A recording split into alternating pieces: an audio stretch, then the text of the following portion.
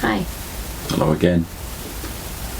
In our analysis of chapter 11 of Daniel, we referred to this chapter, which, by the way, is one of the most elaborate and detailed chapters in the entire Bible.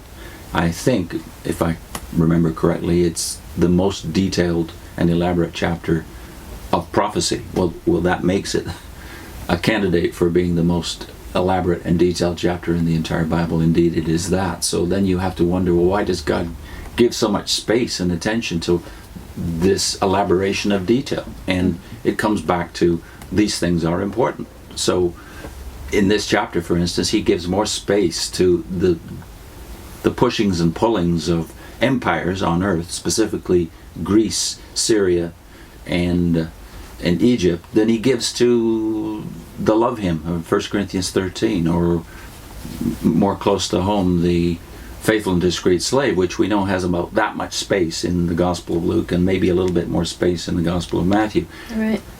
Acts 15, all of these important chapters which we think of as foundational to an understanding of the Bible. This chapter gives more space to 9 nations. And those nations are not just mentioned here, they're mentioned and sometimes given entire chapters. For instance, Edom is given entire chapters in the Bible because of its relationship to Israel.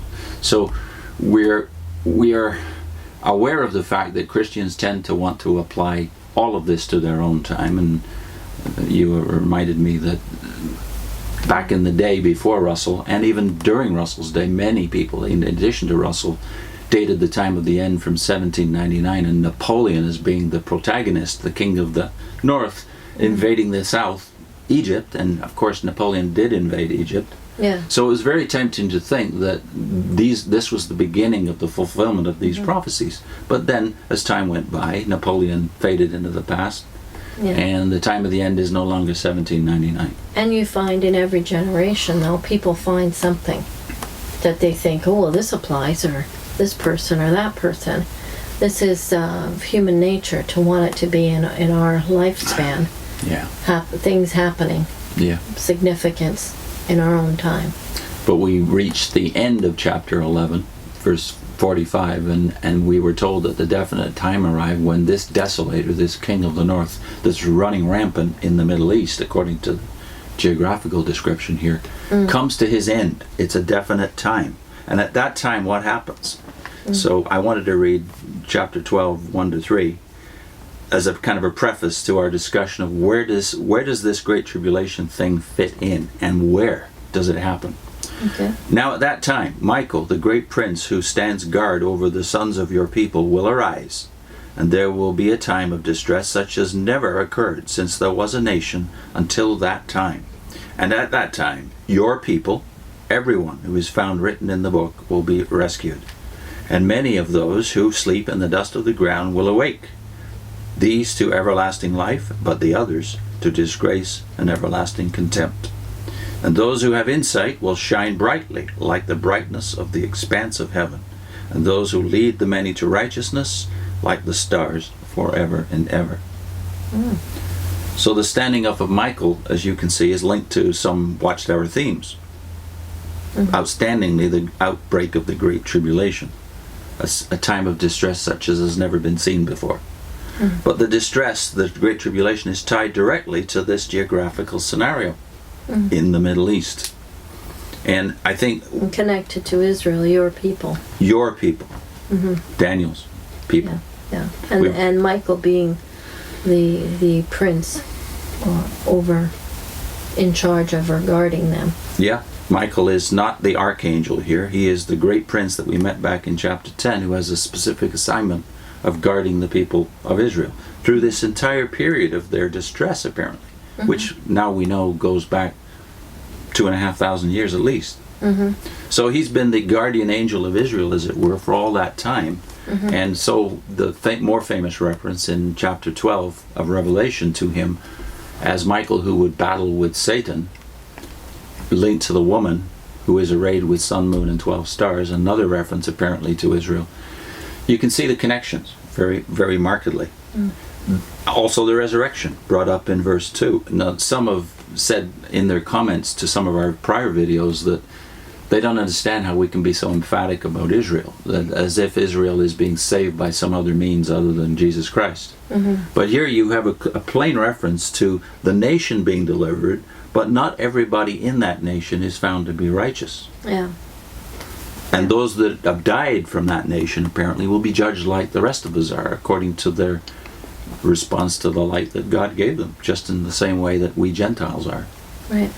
So we're not saying that Israel is saved in some other way than through Jesus Christ. We're saying the resurrection here is even a distinguishing of sheep and goats, as it were, even among dead Israelites. As indeed this attack will separate the remnant of faithful Israel from the rest, apparently. And as a means of vindicating or bringing to the fore the God that has been, rejected by a lot of people. Yeah. This connection with Israel is going to be something that everyone in the world will see and get, and it will vindicate the God of grace. Yeah. I think it would be appropriate at this point to compare this that we just read, these 3 verses about the tribulation, with the more familiar passage, which is Matthew 24. Okay. And read the relevant passage there that Christ actually directly links to Daniel.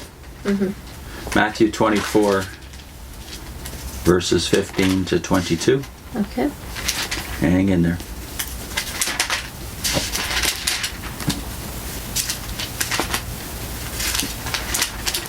Okay.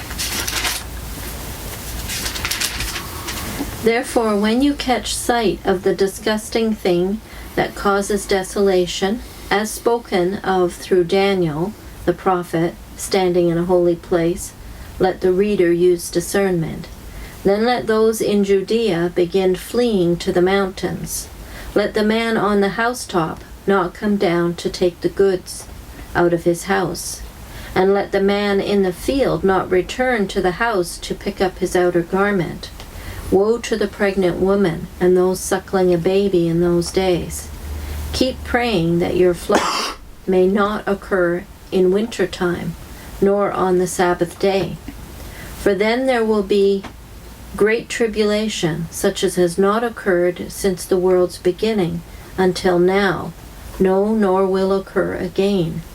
In fact, unless those days were cut short, no flesh would be saved. But on account of the chosen ones, those days will be cut short. So we can find very easily the Watchtower Themes in here. And maybe run back 1 verse to verse 14 and realize that the most famous proof text about our work as Jehovah's Witnesses, this gospel of the kingdom shall be preached in the whole world for a witness. And then the end will come. So the end is linked here, when you go to the verses we just read, with abomination of desolation, mentioned in Daniel chapter 11, a little earlier than the part we read.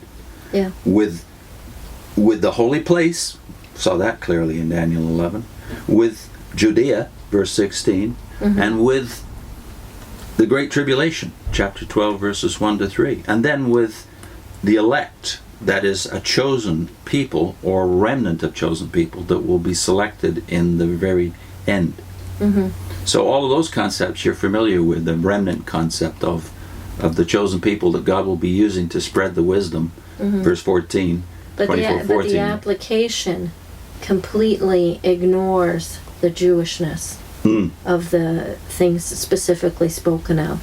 Judea, people on housetops and in fields, which are characteristic of Israel.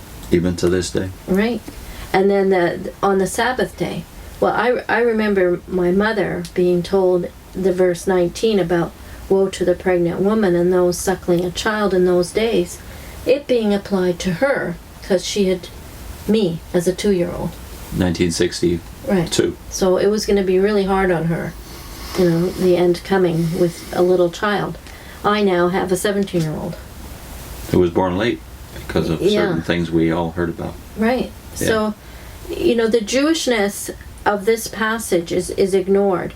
They just take what they want to take and apply it to people in totally different circumstances. In the next segment, we will link these two passages, Daniel 12 and Matthew 24, to their mother passage, which is Jeremiah chapter 30, a passage I don't ever remember being referred to in my Watchtower days. So, yeah, if you want to do what you want to do with Daniel, the book of Daniel and the book of Revelation and the book of Matthew 24, then of course you're going to ignore the key. And for me now, Jeremiah 30 is that key. So we'll talk about that more in the next segment.